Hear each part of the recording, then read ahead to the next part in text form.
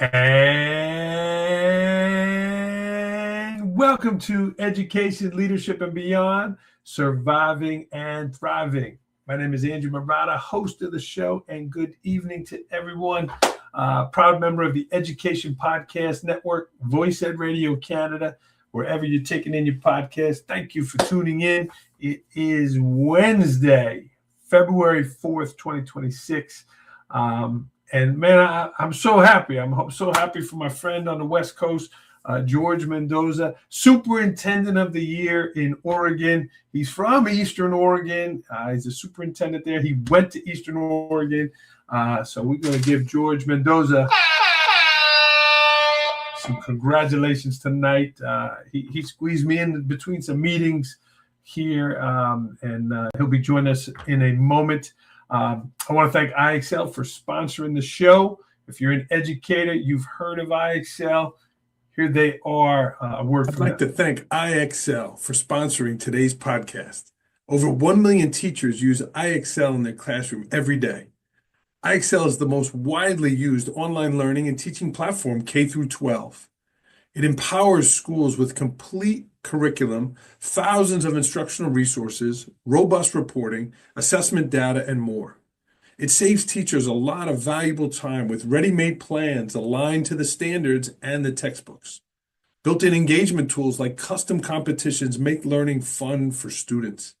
And IXL's diagnostic is research proven to be a strong predictor of performance on standardized assessments. And the best part? Everything I just mentioned is all integrated into one platform, so you can simplify your EdTech tools. Visit IXL.com to lead your students towards data-driven excellence today. The link is in the show notes, and again, appreciate IXL sponsoring today's podcast. All right. Thank you, everyone. And again, we're going to meet Superintendent Mendoza in just a moment. I'm really happy for him and his school community. But a quick opening segment, and the opening segment is it the process or the results? All right, we're going to show some incredible numbers from Grande School District in Grande, Oregon. I mean, what they've done there as a school community, the growth they've had, the projects, right? Those are all results. But how do we get there? How do you get there as a leader? How does George, how do the principals, the assistant superintendents, how do they share that vision of how we're going to do this, right? Everyone wants to lose weight. Everyone wants to be healthier. Everyone wants to get more sleep, right? That's the end result. But how is the process? What does it look like? It's never easy. And man, just thinking about some of their numbers here, 98% graduation rate, building from 2019, 48% to 83% success rate for students with disabilities. They build homes in their communities. The kids literally come out of the school. They have property close by. George showed me that, and they're building homes. Those are all amazing results.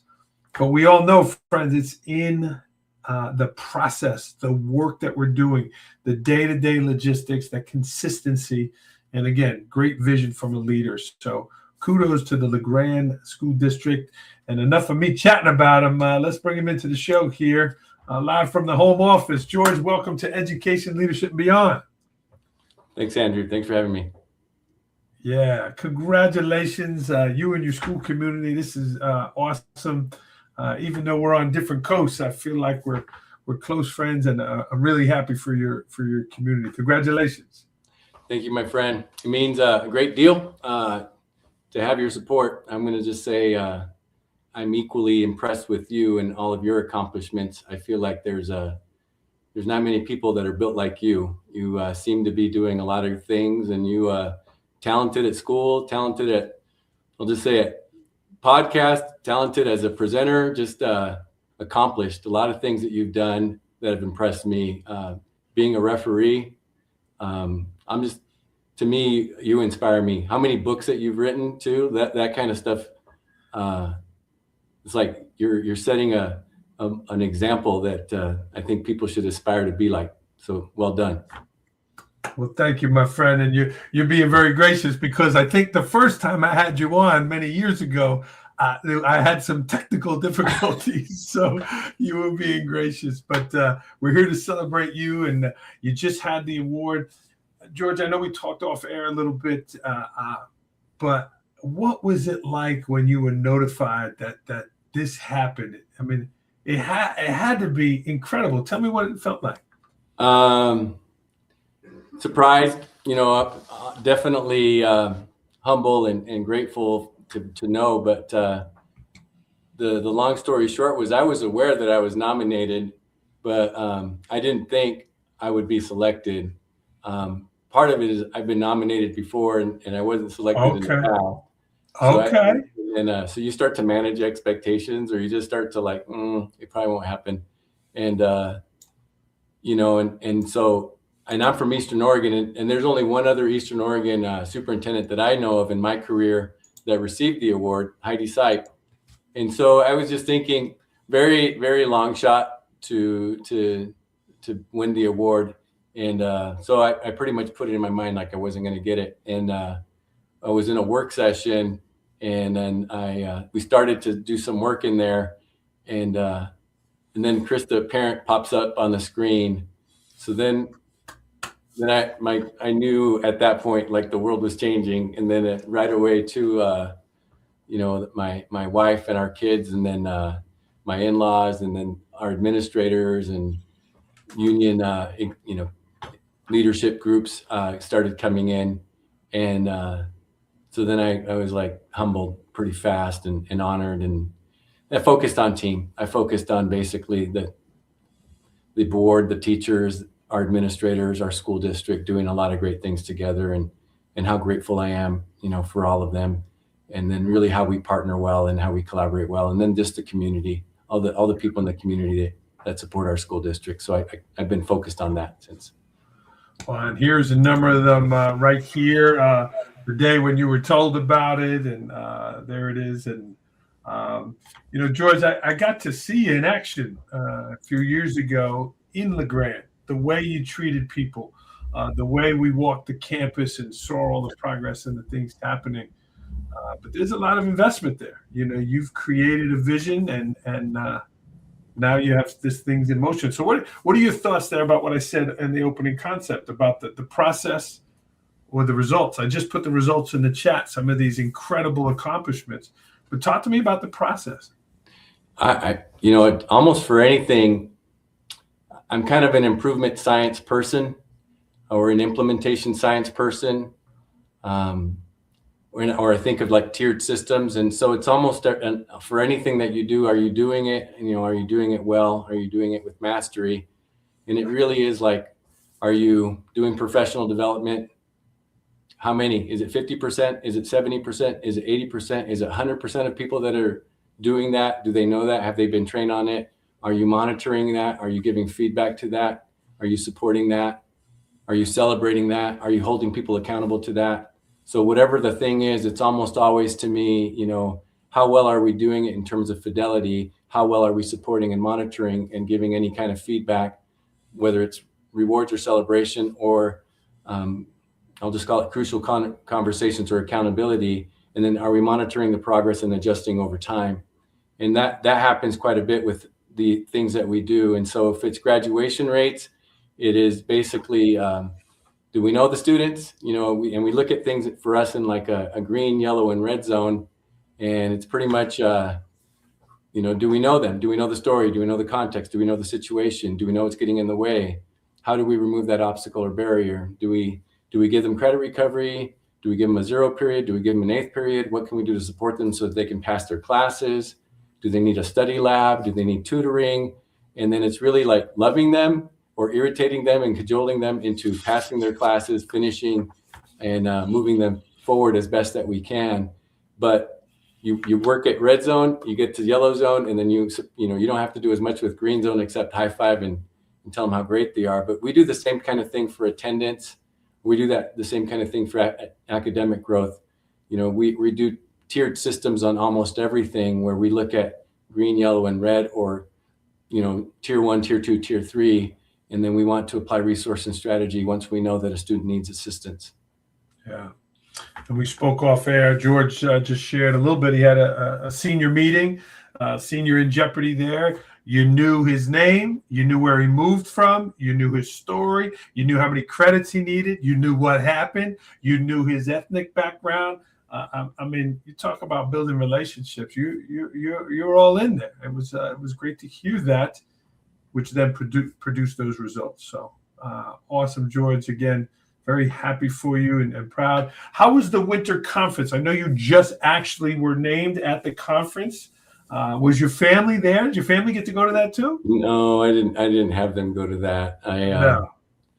I probably should have, but it's long story short. I went with Scott Carpenter, who's the assistant superintendent for our school district, a great friend and somebody that I enjoy and I look up to as well. I think he influences me and advises me and even mentors me at times.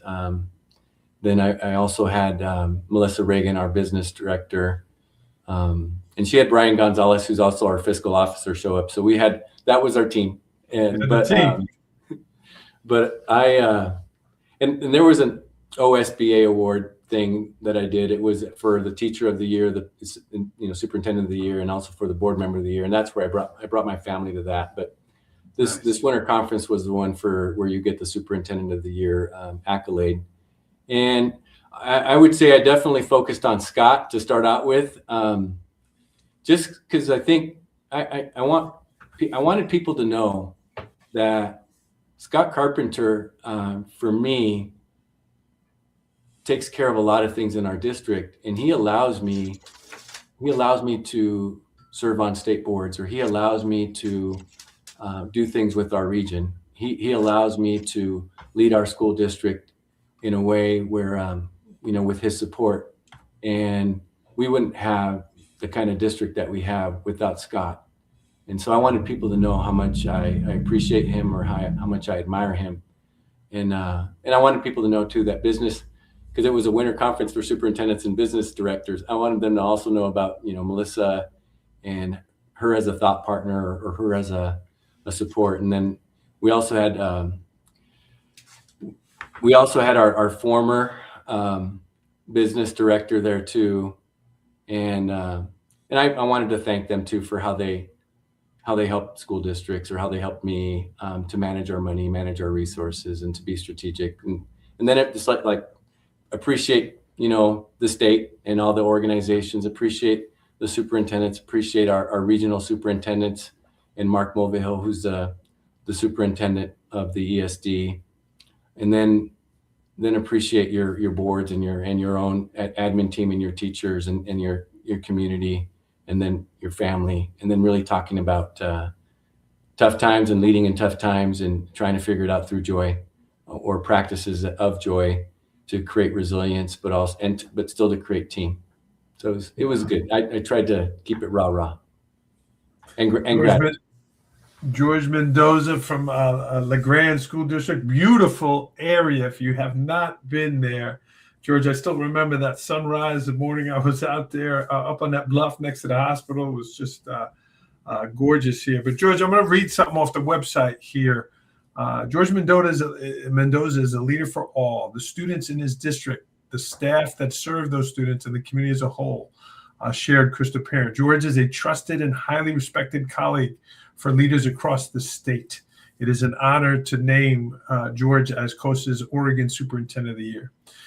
Mendoza is a first-generation immigrant and a native Spanish speaker, is known for his commitment to removing barriers and building opportunities for students. George, what does that mean for you? Again, your parents came here. You came to the area. You were a student at Eastern Oregon, and here you are, Superintendent of the Year. Tell me about that for you and your family, your legacy, and again, your parents coming to here as immigrants, and here you are, an award-winning superintendent. What's that mean for your family? I think for them, it's, as a family, they're pretty proud of me. I know they are. My dad is particularly kind and thoughtful that way, and he gives me stories of how he knew I was meant for big things, or meant for good things, and how I've I've done well. And my mom says the same thing. And I think my in-laws and my family and my close friends, in their brains, it's like, that's George, but a lot of like, we they know I'm driven. They know I'm passionate. They know I'm somewhat pushy. They know that I'm very caring and I got a big heart. And they know that I get the best out of people, and I focus on team. I focus on family. I focus on together. I focus on unity. They've known me as a coach. They've known me as a vice principal and a principal. They've known me as a father, a caring husband, but also a person that has like high standards or high expectations. And so there's a little bit of like we know who you are and we're proud of you, and keep being that. And but a lot of love, a lot of appreciation, and I don't know, they're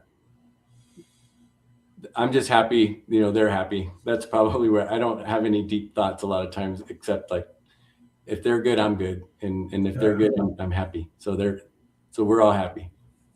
We're happy for you as well. Again, Superintendent of the Year. And basically what you just said, it sounds like a job description, right? You had all those things, and you have to be a little bit pushy. I mean, you can't just accept things as they are, because we want to continue to grow. We want to improve. I mean, look at what you've done here is incredible. I love seeing the housing projects that you've done. The district buying the land, and literally the kids in the CTEC programs and building programs. Tell me more about that. That you're building these homes in your community.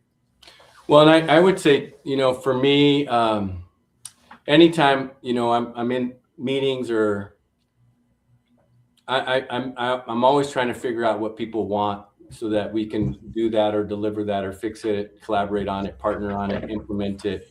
And within my first 2 years in the school district, I had many people telling me how hard it was to find housing in La Grande, whether it was the college or whether it was a hospital or whether it was my school district.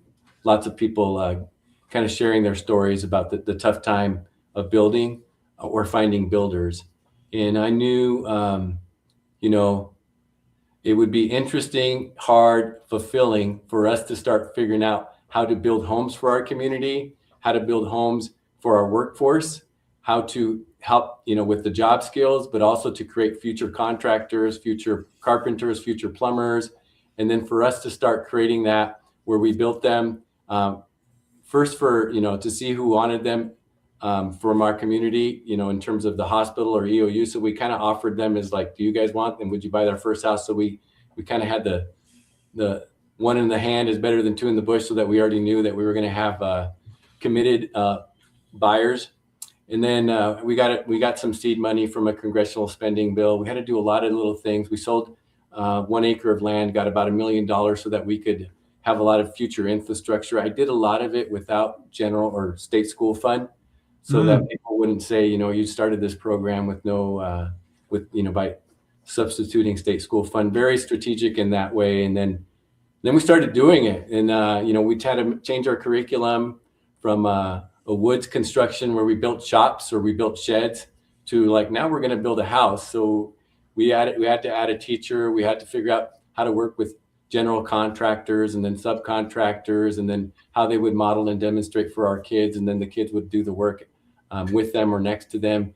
We had to study other programs that were doing it. It was just, I'll just say, a lot of work, but very satisfying to get this program off the ground, to meet the needs of our community, to meet the needs of our workforce, and then to create future builders for La Grande, or even Eastern Oregon. So we were just, labor of love, but it all based on hearing feedback and a desire for something to change, and then for us to come up with a solution.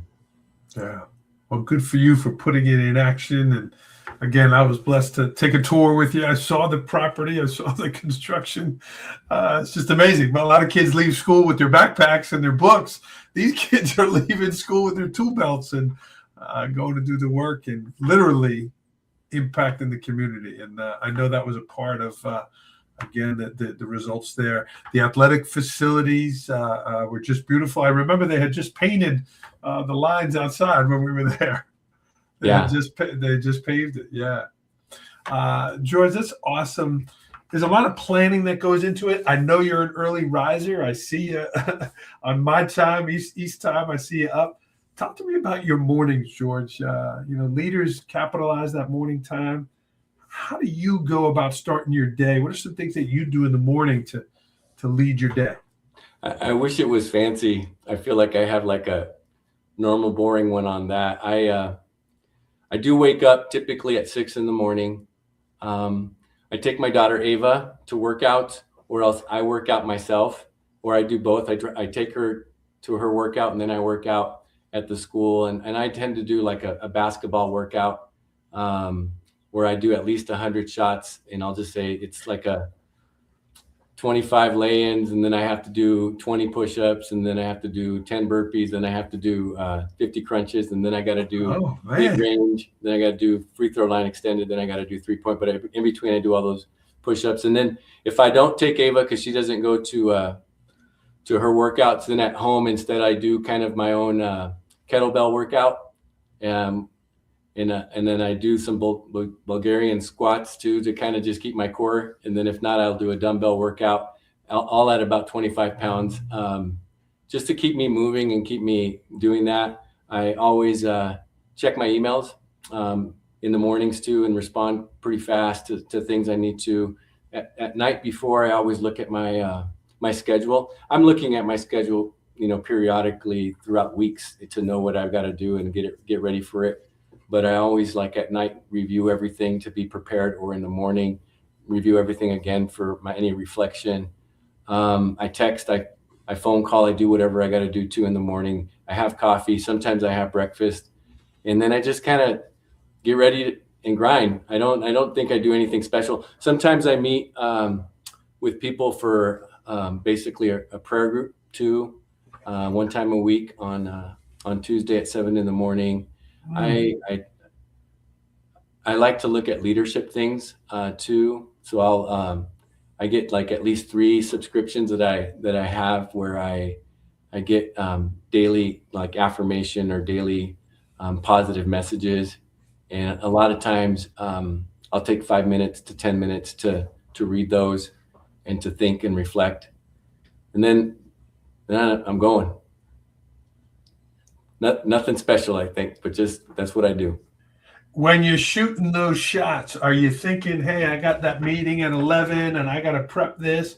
Or are you saying, hey, I'm going to make this shot? Are you in the moment, or is your brain exercising too for what you got to do? For the most part, in the moment. Sometimes if there's really something occupying, I'll be thinking of other things. But a lot of times it's I love like just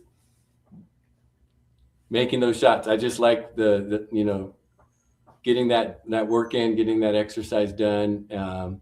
Gratitude. I go back to I have a lot of gratitude. A lot of times I was a decent athlete as a high school or a college athlete, and Eastern Oregon, everybody played football, right? Football at Eastern Oregon. Yeah, had a good career. Oh, yeah. Had a good career, and I hurt my knee and I've hurt my shoulder, and there's been times where I couldn't walk, and then so I've torn my ACL, I've torn my rotator cuff. But when they're working, right, and they're working, there's a lot of gratitude that I can play sports still, that I can move, that I can exercise, and there's been times where I didn't have that, and so, but I'm a competitive guy, so I like making 10 shots in a row, 15 shots in a row, 20 shots in a row. I keep tabs of how many times I'm doing things, and I like to see my progress at times. I love it. Movement is so important. Getting that sweat in, getting it done early is so important to our leadership. And George is sitting down, friends, if you're watching. But 6'5", George? Are you 6'5", 6'6"? No, I mean, you're a big guy. I'm 6'2". Okay. But I used to be a wide receiver, and I look like a tight end now. So, I'm not the skinny guy I used to be. Our friend Amber Parker is watching from Kentucky, George. She's a good friend of the program.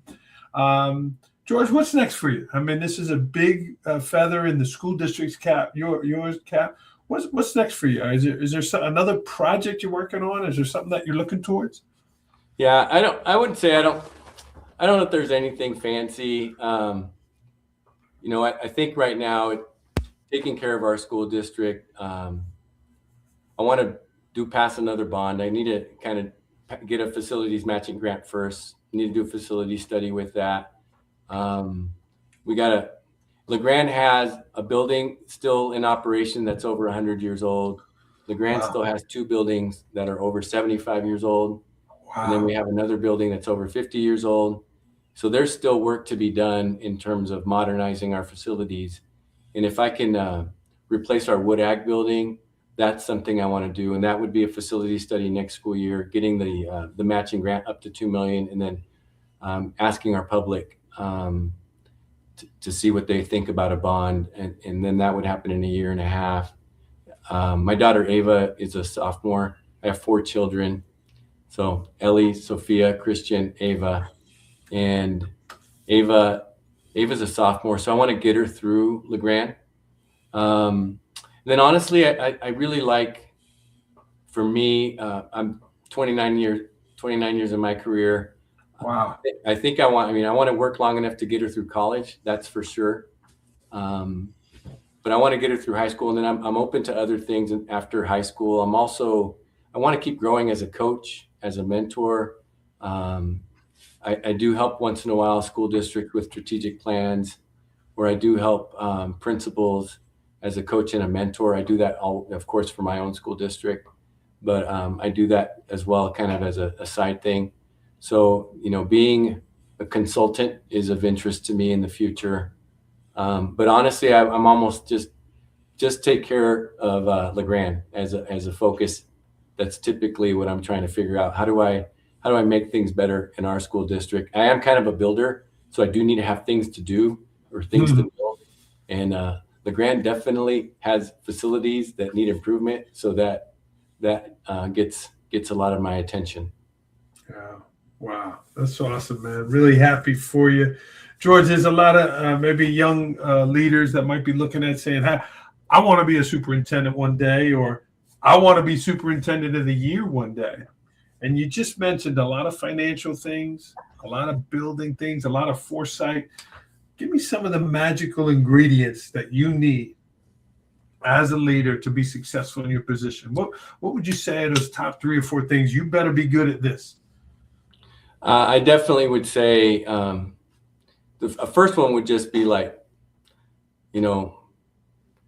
hopes, dreams, and aspirations. That's one of the things that I know I started out with, like just getting to know people and getting to know their hopes, dreams, and aspirations, what was working, what's not working in the school district. So you just want to just listen, learn, and understand who the district and who the people are in the district, so that you can do a good job of serving the district. So that part for me gives you a really good baseline of what to do next.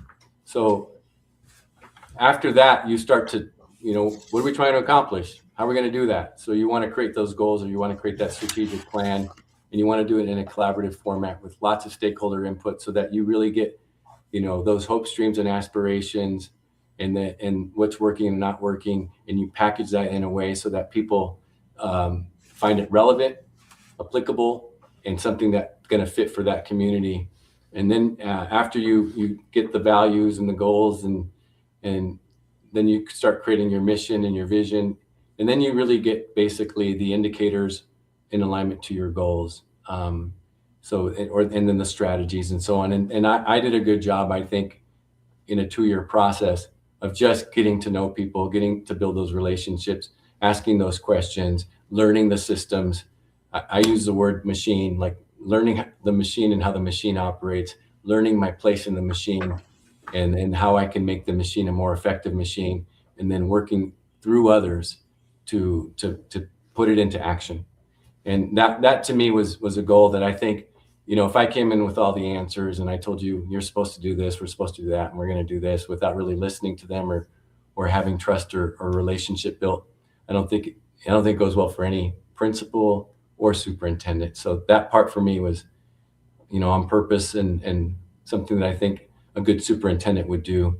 I do think that along the way, you better be kind and uplifting to everyone. I do think you need to be engaging, ask questions, get to know them, support them, affirm them, make sure that if they're doing things that aren't in alignment, you kind of show them how that's not okay, or this is okay, or work in this fashion, so that it goes in the direction of the district and the goals and the values and the policies that the district has.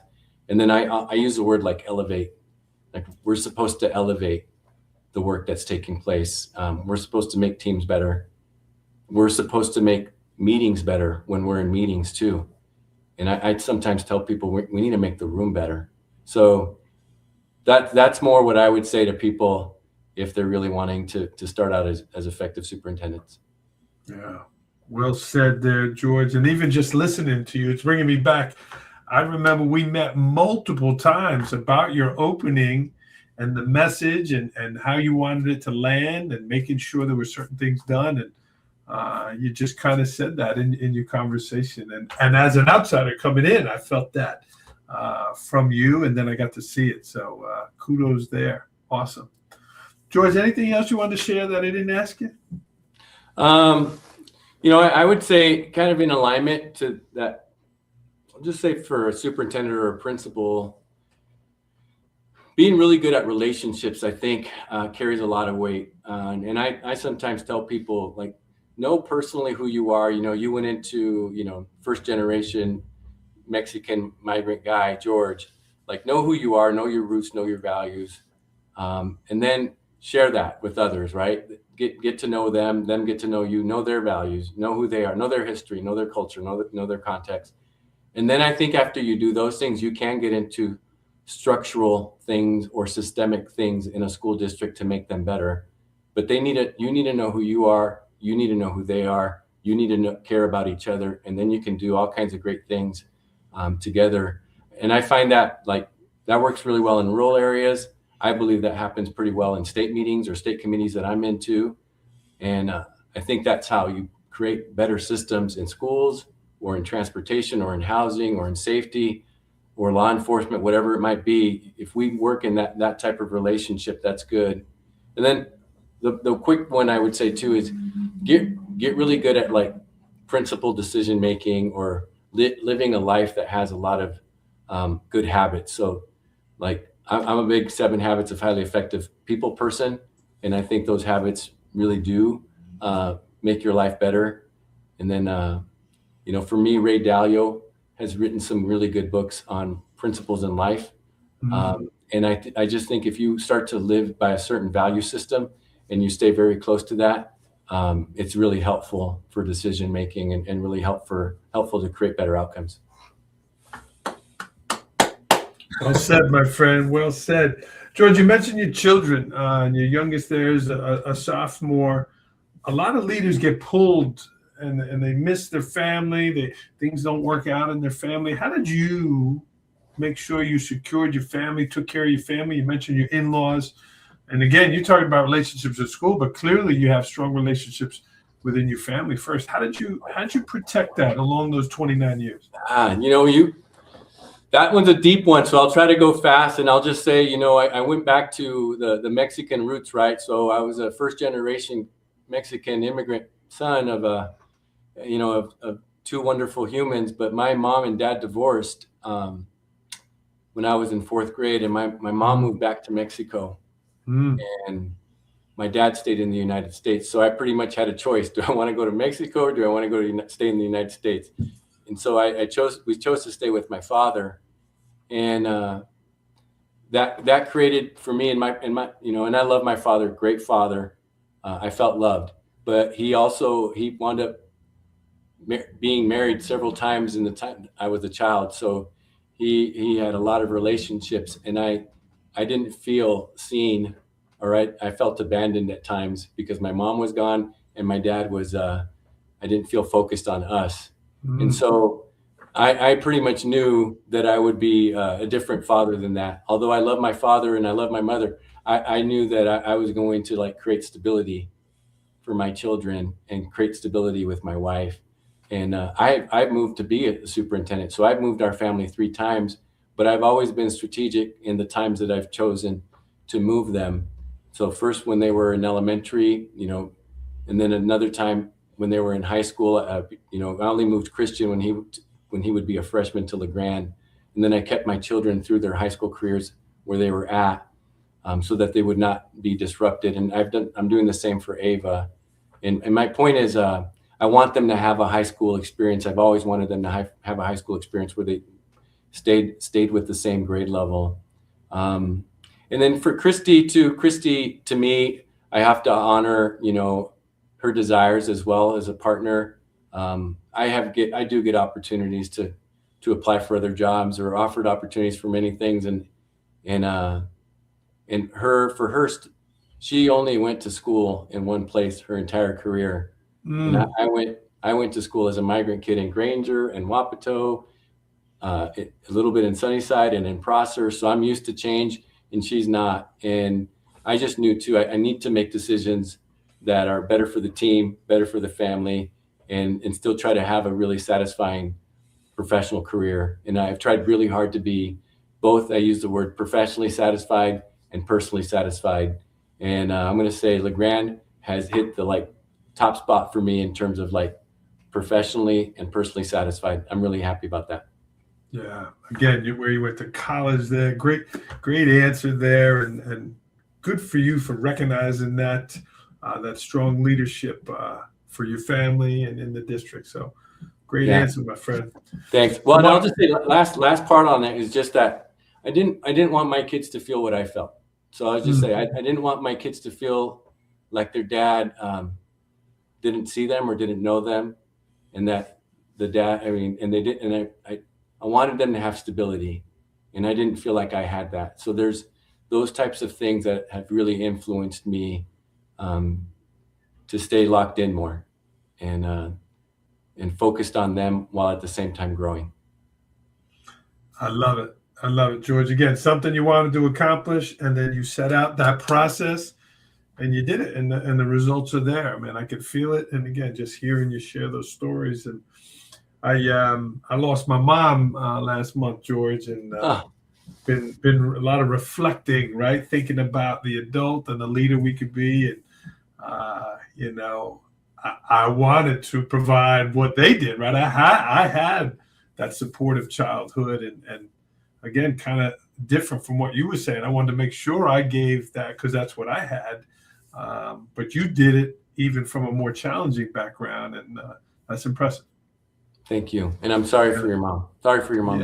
Yeah. Oh man. Yeah. Thank you. George, tomorrow's coming. You got to be back to the superintendent. 3 things superintendents got to do every day. Every day? Every day. 3 things you got to do every day. Well, I'll just go back to what I was saying, and every day you better be nice. You better be kind, or you better be uplifting. Take the time to get to know people. It matters to them. If they know that you know them, they work harder and they care about you, and that builds trust too. So get to know people, but be nice, be kind, be positive, be uplifting. The other one I'd say again is be engaging with people. Ask questions, get to know them, find out what the issues or concerns are, come up with solutions. Be affirming, and also create that alignment so that they know where we're supposed to go and how we're supposed to get there. And then I think again, superintendents need to elevate. And so back to whether it's the work that's taking place, elevate it, make it better, make your team better, make the meeting better, make the room better. And honestly, when you're doing all these things, it's creating all this situational awareness. And I think the best thing that superintendents or administrators can be is situationally aware.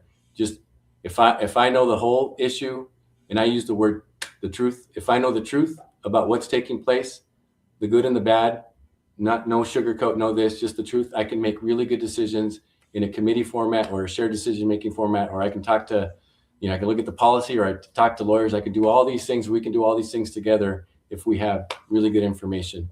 And if they get that, they'll probably be okay. George Mendoza, friends. Here's one for you, George, talking about asking questions. Someone told me this. I loved it. Be interesting, but also be interested, right? Yeah. be engaging. So I like It's that. probably a more succinct way to say than what I said.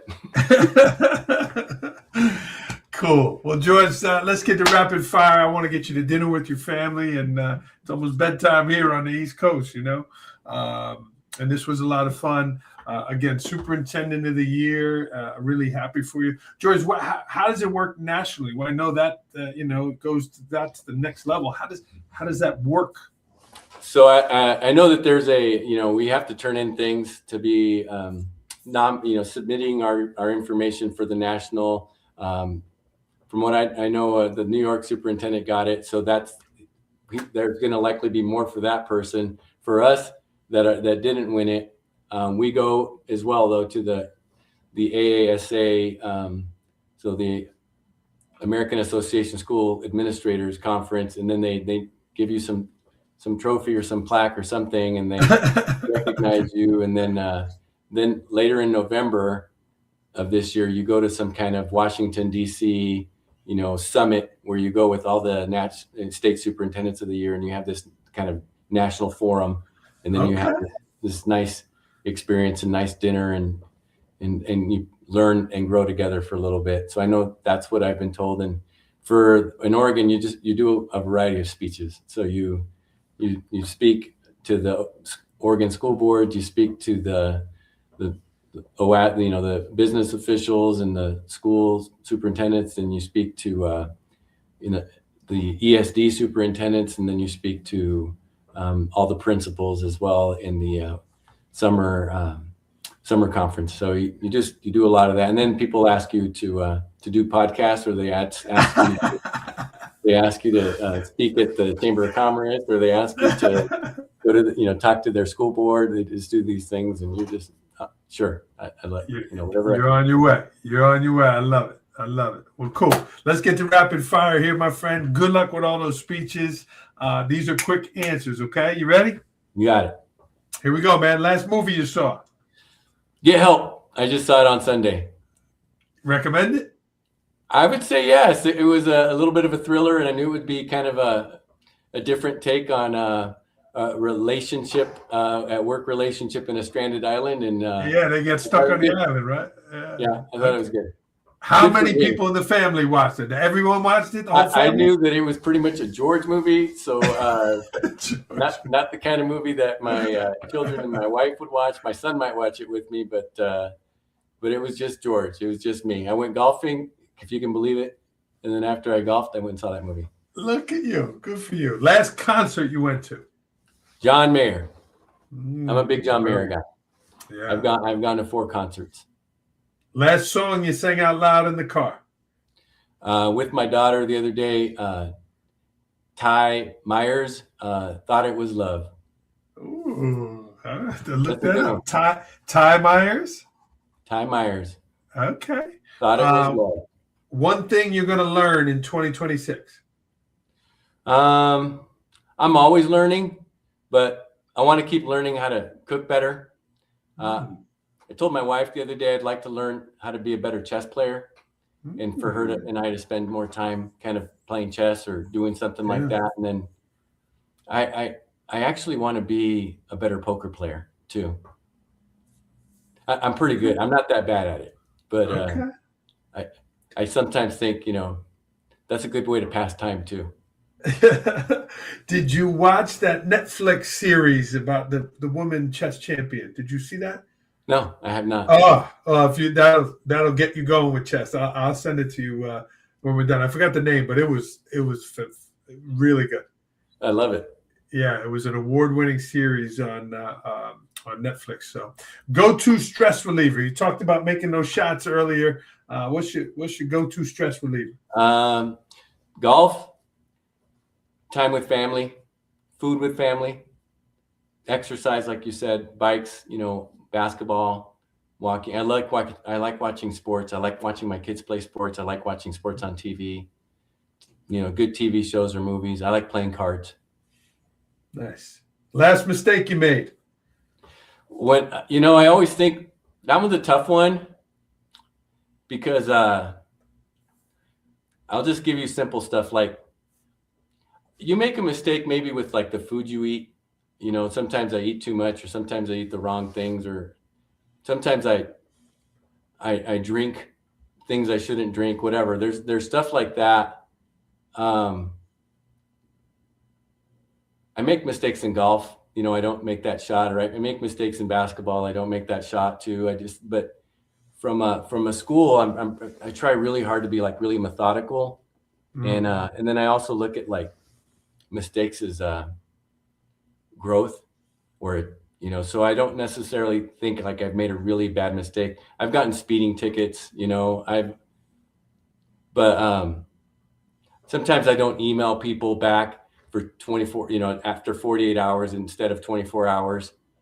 Sometimes I don't call my mom back, after 40. I mean, it's one of those, like, those are mistakes, but I don't know how bad they are, but they're mistakes. Okay. I've been lucky enough to not make a really, really, really bad mistake, except speeding tickets here and there, and then probably eating the wrong foods.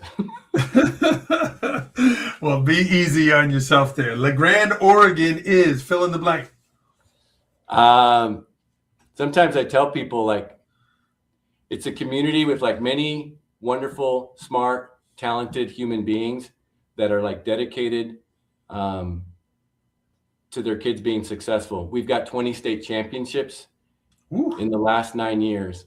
So we have a lot of great people working really hard to make sure the children or the students are doing great, and lots of good teachers, lots of good families, and we have a great community. So it's like a lot of good people all together within a 15 square mile radius wanting good things. Yeah. If you haven't been to that area, definitely check it out. The home of Eastern Oregon, the college or university as well. Really beautiful spot. How about your sports team? You mentioned you're a big sports fan. Who do you root for? Who's your team?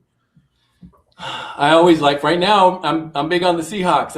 I've grown up in the Yakima Valley, and so Washington. So I've always paid attention and liked the Seahawks. I've always liked the Patriots too. I'm a big Tom Brady guy, and I like Robert Kraft. I like Duke. I like Mike Krzyzewski when he was a coach. I like winning programs. I like winning culture. I like the Oregon Ducks for a variety of reasons, for things that they do. I like Boise State, but just winning cultures, winning programs usually capture my attention. Something you're curious. Yeah, it's going to be a good game. It's going to be a good game. I don't know. That Drake May he's hot, man. he's hot. But back to this. So you hear systems, right? I think of things in this way too from a coach. Yeah. Seahawks, complete defense. Really not very many holes. Offensively, great line, great running game, great passing game, good receivers. It's like the teams that have all of these complete organizations from top to bottom do go really far. And then if you look at, like, I wound up feeling it's not so much so Drake. I do think Drake May's pretty good, but I don't think he has all the parts around him that are as elite as the Seahawks do. But when I saw the Broncos, and they lost their quarterback, they were depending a lot on his success, but not complete enough from my perspective. And I feel that happens sometimes in the NFL. You can have a great quarterback and they're going to get you far, but only so far. Sometimes you got to have a really good defense, really good O-line, really good running backs, and really good receivers as well to make the whole thing, I'll just say, work out. So the Seahawks to me are the more complete team from top to bottom. But, you never know what's going to happen. Well, this show is sponsored now by FanDuel. There's your pick from George Mendoza. And that's a good coach's perspective, my friend. Yeah, it sounds like you nailed it. Yeah. Cool. Thank you. Yeah. Well, George, this was a lot of fun, man. I'm happy for you. Again, your school community. Something about George Mendoza that people don't know about. So I probably just gave you that answer by the way I spoke, that I look at, like, the work of the superintendent as really the head coach of the school district. You have your coordinators, offensive, defensive coordinator, who are really your district office. Either your assistant superintendent or your business director or your student affairs, your student service director. You have your assistant coaches, your principals, who help you out And then they're also coaching the players, and the players are your teachers. And then winning is typically winning with students, creating outcomes for growth. So whether it's reading growth or math growth or assessment growth or attendance growth, or winning could be winning with the community and then having better facilities. It could be all these things, but I look at things often through a head coach's lens and working through people in that way. And I don't think people always think of superintendents as like a head coach, but maybe they do.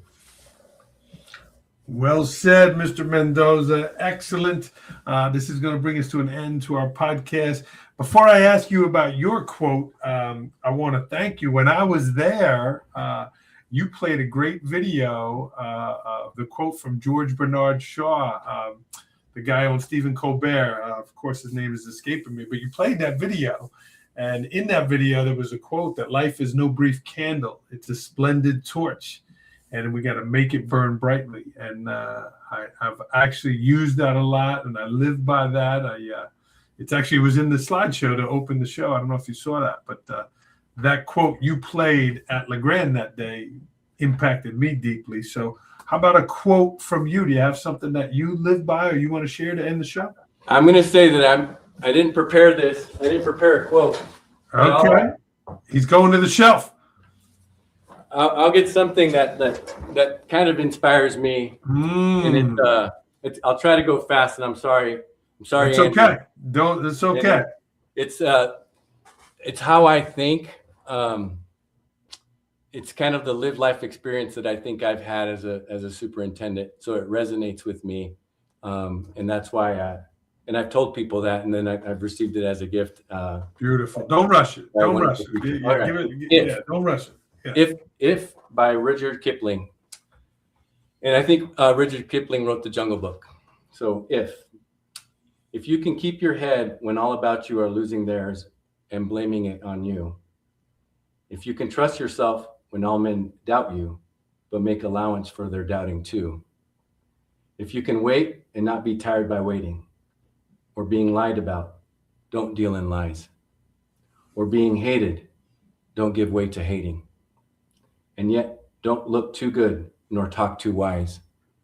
If you can dream and not make dreams your master, if you can think and not make thoughts your aim, if you can meet with triumph and disaster and treat those two imposters just the same, if you can bear to hear the truth you've spoken, twisted by knaves to make a trap for fools, or watch the things you've gave your life to broken, and stoop and build them up with worn out tools.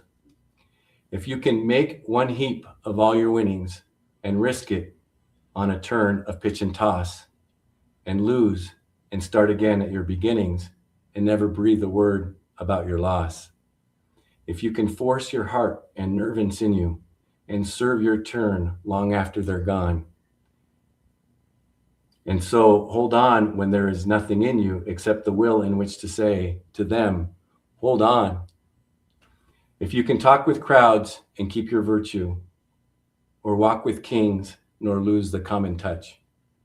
If neither foes nor loving friends can hurt you, if all men count with you, but none too much. If you can fill the unforgiving minute with 60 seconds worth of distance run, yours is the earth and everything that's in it. And which is more, you will be a man, my son. So it's kind of an old one, but I just like it. And I could go deeper in why I like it, but I do think it's that's the life of a public servant right now, I think, especially a superintendent. Yeah, I'll give you a round of applause for that, my people. This is Superintendent of the Year in Oregon, in Eastern Oregon, George Mendoza. Our friend Jim Green from Oregon School Board says hello here in the comments, George. And Jim Green, he's a great friend and a mentor. I enjoy him. Go Cubs. Yeah. Well, George, I thank you for making some times. I know our time to get here, and you made it work, so I appreciate your flexibility.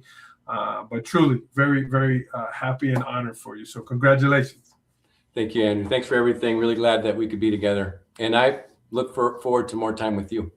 Yeah, Absolutely. We're going to talk about some future projects there. So, but let's get you out of here on this podcast. George Mendoza, we wish you good luck nationally, George, and keep surviving and thriving, my friend. Thank you, Andrew. All right. Stay on the line, George. See you, friends.